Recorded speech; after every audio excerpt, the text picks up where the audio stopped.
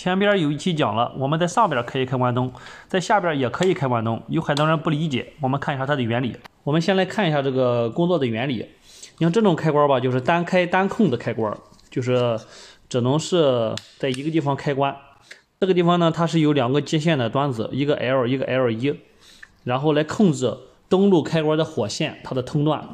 有一个简单的例子，这是220伏的电，这是火线，这是零线，零线直接接灯。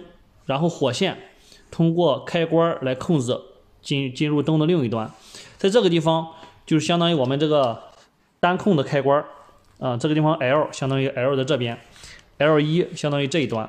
那么我们把这个闭合，这个灯就亮了，断开灯就灭了。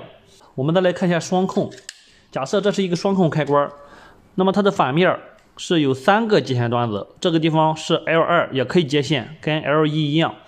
那么这个地方呢就是公共端，这两个呢就是另外的2个端子，就相当于这个地方它是公共端，这是 L1 和 L2， 这边是拨片，然后往上按接通 L1， 往下按接通 L2。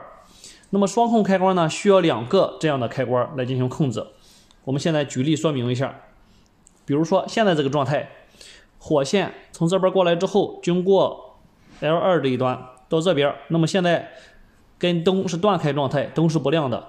我们随便按一个开关，随便按一个，比如说按这个开关，这样就通了，灯就亮了。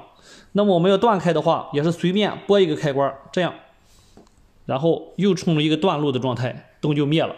那我们这样灯就开了，就是随便的按一下就可以实现灯的开关，这就是双控的原理。大家学会了吗？